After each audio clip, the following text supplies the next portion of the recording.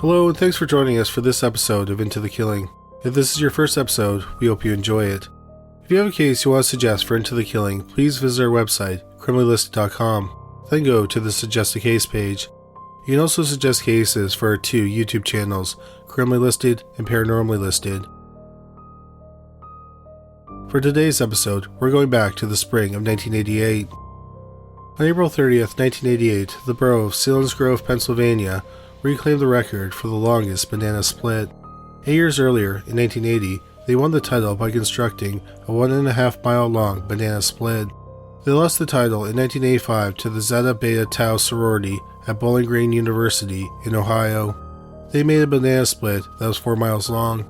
On April 30th, 1988, Selinsgrove created a banana split that was 4.5 miles long.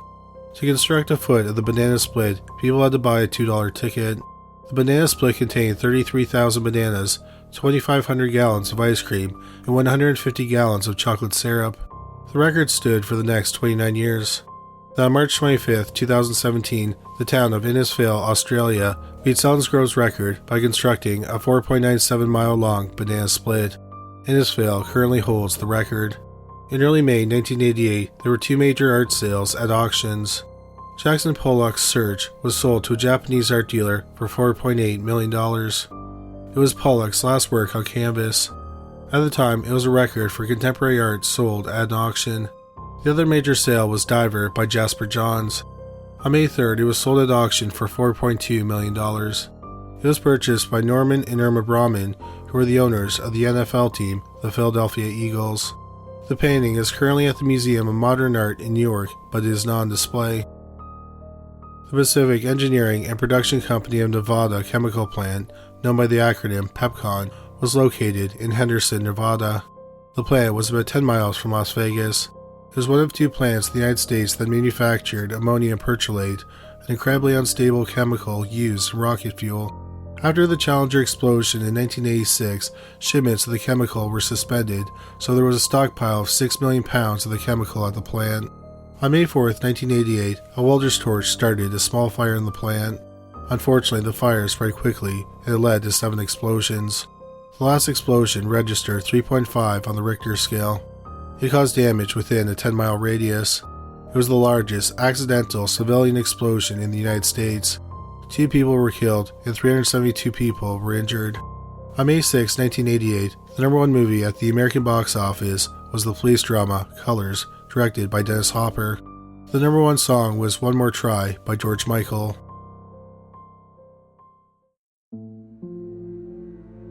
Mount Vernon is a small city in southern Illinois.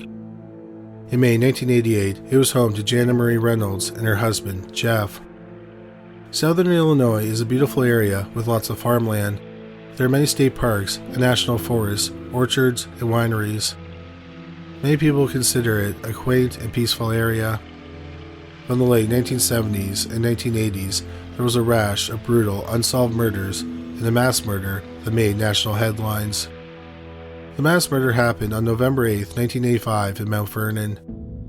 18-year-old Tom Odle was high on LSD. For years, he had suffered abuse at the hands of his mother. His father did nothing to stop it. That morning, Tom was home alone with his 39-year-old father, Robert. Tom attacked him with a kitchen knife and stabbed him several times. He dragged his father's body into the bathroom attached to the master bedroom. When his 39-year-old mother, Caroline, came home a short time later, he attacked her. He led her into the master bedroom and forced her to look at her dead husband. He then stabbed her to death. After killing his parents, he went and had lunch with his girlfriend. He returned home and waited for his 10-year-old brother Scott to get home from school. When Scott was home, Tom tried to strangle him with his hands, but he had problems killing the boy, so he strangled him to death with a pair of pajama bottoms. He placed his body in the master bedroom. Tom then went and picked up his 14-year-old sister, Robin, and his 13-year-old brother, Sean, from school and brought them home. He then blindfolded Sean and tied his wrists behind his back. He led him into the master bedroom and stabbed him to death. Tom then got his sister, Robin, and told her he had a surprise for her. He put his hands over her eyes and led her into the master bedroom. He then removed his hands from her eyes. Robin was mortified by the sight of her dead family members. Tom then stabbed her to death. Tom was arrested shortly after the murders. In 1986, he was convicted of 5 murders and he was sentenced to death. But in 2003, his sentence was commuted to life. The murder shocked the people of southern Illinois, but as we mentioned, that was just one set of murders that shocked the area. There was also a rash of unsolved murders that started on November 28, 1977. 62-year-old Lucille Filligore lived outside of Carbondale, Illinois. She was a retired school teacher. In retirement, she ran an antique shop out of the house that she shared with her husband. At 2 p.m., she was home alone and she spoke to a relative on the phone. 3 hours later, her husband came home and found her dead body in the basement. She had been strangled to death. The police believe that she was killed during a robbery. 10 guns, a portable TV, and her car were stolen. The car was found the next day in Carbondale, Illinois.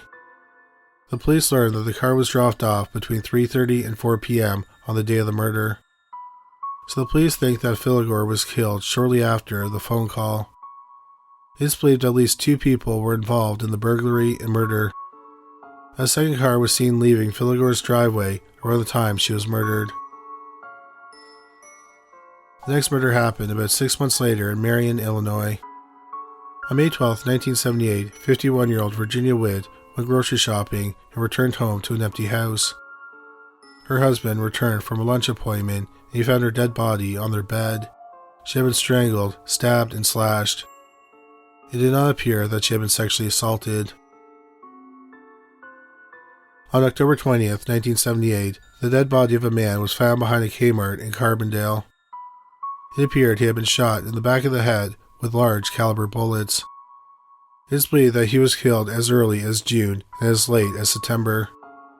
He went unidentified for 5 months. He was then identified as John Sharp from Dawson Springs, Kentucky. He was supposedly in southern Illinois doing construction work. 8 months after Sharp's body was found, on June 2, 1979, 19-year-old Regina Costiella of Herrin, Illinois, went to a friend's birthday party. Early on the morning of June 3rd, her nude body was found hanging from one arm from a bridge in Marion. She had been strangled to death. There were no signs of sexual assault. 6 months later, on June 4th, 1980, 28-year-old Edward Seitz worked at a mine near Shawneetown, Illinois. Suddenly, dynamite planted in his pickup truck exploded and killed him. The police had a suspect, but he was never charged. 7 months later, on August 17, 1981, 21-year-old Susan Shoemake was raped and strangled on the campus of Southern Illinois University, Carbondale. 14 months later, on October 30, 1982, some deer hunters were in a wooded area in Cobden, Illinois. They came across the dead body of a man who had been shot 4 times in the chest. He was fully clothed, but his shoes were missing. The pockets of his pants were turned out. Using his fingerprints, the police determined it was the dead body of 35-year-old Tom Freeman. Freeman was from West Frankfort, Pennsylvania, but he lived a transient lifestyle. He held a variety of jobs, including being a long-haul truck driver. His family last saw him a few months earlier in August. 26-year-old Lisa Ann Carnes lived in Karnak, Illinois. On March 30th, 1984, she was found shot to death in a farmer's field near Mermont, Illinois. She was last seen alive the night before in Karnak. 3 years passed, and there were no unsolved murders in southern Illinois. On March 4th, 1987, 32-year-old Adonna Cooper worked her shift at a family restaurant in Marion. Cooper was the assistant manager, and part of her job was closing the restaurant and making the bank deposit at the end of the night. She called her husband shortly before midnight and said she would be a few minutes late, but when she didn't come home, he drove to the restaurant. She was gone, and so was her car. Cooper's car was found later that day in Herrin, which is about a 10-minute drive from the restaurant. Her dead body was found in Crab Orchard National Wildlife Refuge in Carterville, Illinois, about 10 minutes from where her car was abandoned. The mother of 3 had been stabbed to death. The deposits for the restaurant were missing, so it's believed she was killed for the money. A couple months later, on May 8, 1987, the body of an infant boy was found in a wooded area near Ledford, Illinois. It's believed that the baby was only a few hours old when he died. He died from not being attended to. His body had been in the woods for 2 or 3 days. The boy and his mother have never been identified. 6 months later, in Ida, Illinois, an unknown assailant brutally slaughtered the Dardine family. This crime is so horrifying that many people who know about it, including myself, consider it the worst crime they have ever heard of. If you want to know more about it, please look it up, because it's too gruesome to talk about here.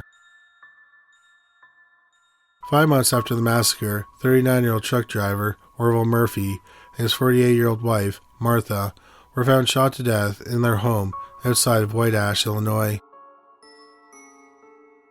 Just over a month later, on April 22, 1988, 82-year-old widower and retired coal miner Joe Bowman was found shot to death in his White Ash home. He had been shot once in the head. It's believed he was killed in the commission of a robbery. Then we come to May 6, 1988, and the subject of today's episode. Jana Reynolds was a licensed practical nurse at Good Samaritan Hospital in Mount Vernon. She was also in school, working on her associate degree. She was days away from graduating.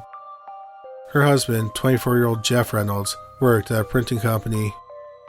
The couple had been high school sweethearts and had been married for less than a year. On the night of May 5, 1988, Jeff worked overnight. He came home the next morning and found something strange. It appeared that someone had broken into his house through the back door. He made his way to the bedroom he shared with his wife. He found 22-year-old Jana on the bed in a pool of blood. Her death had been brutal. She had been stabbed multiple times. Her throat had been cut several times. Her right hand had nearly been amputated. She had also been sexually assaulted. Jeff immediately called 911 and told the operator that his wife had been murdered and mutilated. The police put a lot of effort into solving the case. In the 12 days after the murder, they logged 650 investigative hours and followed up on over 200 leads. They cleared Jeff as a suspect. He had an airtight alibi because he was at work. Also, the couple had a good relationship, and the police couldn't find a motive as to why he would want to butcher his high school sweetheart. So it wasn't long before the case went cold. Unfortunately, the murders in southern Illinois continued. A month after Jana's murder, there was another murder in Mount Vernon. On June 19, 1988, 61-year-old Jean Harshbarger's house caught on fire. Harshbarger died from smoke inhalation. The fire marshal determined that the fire was intentionally set. Harshbarger's son lived with him, and he believed that the fire was started to harm him. 78-year-old Clinton Moglin operated a grocery store and service station in Pulaski County, Illinois. He was stabbed to death in his home. After that, the rash of unsolved murders in southern Illinois ended. People thought that one person may be responsible for several of the murders, if not all of them. Because of the gruesome nature of the murders of the Dardine family, there were rumors that Satanists were behind at least some of the murders, or different killers may have committed each murder or mass murder. Unfortunately, the cases, including the murder of 22-year-old Jana Reynolds, all went cold. 13 years passed after Jana's murder, and many things had changed. In 1988, at the worldwide box office, the 3 top movies were Who Framed Roger Rabbit, Rain Man, and Coming to America. The top TV shows in 1988 were all comedies. They were The Cosby Show, Roseanne, and The Cosby Show spin-off, A Different World. Popular books released in 1988 were Paulo Coelho's The Alchemist, Thomas Harris's The Silence of the Lambs, and Anne Rice's Queen of the Damned. 1988 was a landmark in terms of comics. Released that year were Batman's The Killing Joke by Alan Moore, Sandman Volume 1, Preludes and Nocturnes by Neil Gaiman, and John Constantine got his own comic, Hellblazer, after appearing in Swamp Thing. The best-selling albums in 1988 were Journey's Greatest Hits, Tracy Chapman's self-titled debut, and Bon Jovi's 4th studio album, New Jersey. New products that were introduced in 1988 were Hewlett-Packard's DeskJet printers, Teenage Mutant Ninja Turtles action figures, and the Sega Genesis. In 2001, the 3 Dawn movies were Harry Potter and the Sorcerer's Stone, The Lord of the Rings, The Fellowship of the Rings, and Monsters, Inc. Friends, CSI, Crime Scene Investigation, and ER were the 3 biggest TV shows. Some popular books published in 2001 include The Life of Pi by Yann Martel, The Sisterhood of the Traveling Pants by Anne Brashares, and American Gods by Neil Gaiman. In the world of comics, Garth Ennis started his run on The Punisher, Jessica Jones first debuted in Alias by Brian Michael Bendis, and Oliver Queen, aka Green Arrow, was resurrected from the dead in the Quiver storyline, written by filmmaker Kevin Smith. All 3 of the biggest albums were by women. Number 1 was Misunderstood by Pink, the second was Laundry Service by Shakira, and the third was Songs in A Minor by Alicia Keys. New products in 2001 included Bratz fashion dolls, Microsoft's Xbox, and the original iPod. In August 2001, Jana Reynolds' case was reopened. Forensic experts examined her pajamas with a special light now available in 1988. They found 23 stains on it, and a DNA profile was created. Using the DNA, they were able to eliminate several prime suspects. Next, the police went through old case files to see if there were similar attacks in the area. On October 22, 1991, a woman who lived in Mount Vernon was home alone. A man broke into her home and attempted to rape her. However, she was able to fight him off. He told her that if she told anyone about the attempted rape, he would kill her. Nevertheless, the woman decided to report the attack, but no arrests were made. A few weeks later, she was washing dishes and noticed a man looking through the windows at her. Her husband was home, and he ran outside to confront the man, but he was gone by the time he got outside. The police were called, and they searched the area for the Peeping Tom. They came across a man named Joe Tucker. They noticed that he was awfully sweaty for a cold night. He was brought for questioning and denied that he was the Peeping Tom.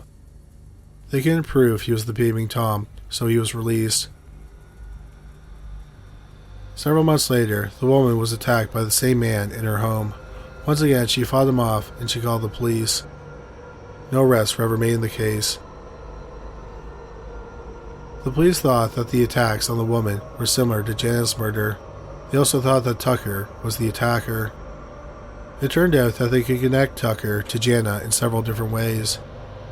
When Jana was 16, she worked at a fast food restaurant for several months. Tucker was a cook at the restaurant during that time.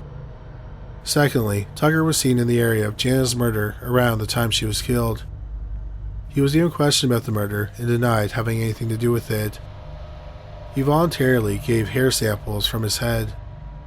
They were compared to hair samples found at the crime scene, but they weren't a match. But the forensic experts said that Tucker couldn't be eliminated as a suspect because it was possible that the hairs at the crime scene may not have come from the killer's head. The hairs found at the crime scene could have been pubic hair. At the time, it wasn't possible to compare head to pubic hair to tell if they came from the same person. It turned out the police still had Tucker's hair in evidence. A DNA profile was created from the hair and compared to DNA found on Jana's pajamas. It was a match. In May 2002, when Tucker's DNA was matched to the stains on Jana's pajamas, he was living in Springfield, Missouri. The police arrested 38-year-old Joe Tucker at his workplace. They interrogated him, and he denied knowing anything about the murder. The following clips of the interrogation are from cold case files, and it may not be the complete conversation. And all that hair was enough root material for the lab to do DNA on you. They compared it to the DNA they found on her bedding and clothes. It was a 1 in 17 trillion match. He said, man, there ain't even that many people on the face of the earth. Somebody got to be playing games, okay? Because y'all trying to tell me that I murdered a girl that I only knew for a short period of time. I'm saying I didn't murder nobody, and I truly don't know that girl. Okay, is that your DNA at that house? It shouldn't be. No, but is it? Is it? I don't know. Joe, ain't no wiggle room in this, man. None. Wasn't me. It wasn't me. You won't take your chances with the jury on You damn right, because that was not me. After he was arrested, he was held at the Menard Correctional Center. It was there that he sought the help of someone who was known as a jailhouse lawyer. His name is Robin Gacht, an infamous criminal in Illinois. He was the leader of a satanic cult known as the Ripper Crew. It's believed that the Ripper Crew killed 17 women and 1 man in 1974 and 1975 in Illinois. They brutalized their victims in many ways, including rape, torture, cannibalism, and necrophilia. Gacht told Tucker to write down his involvement with the murder. Tucker came back with a page of writing. Gacht told him that wasn't enough and to write more. Tucker wrote 5 more pages and included diagrams. Gacht then turned over the papers to the district attorney. He also agreed to testify against Tucker.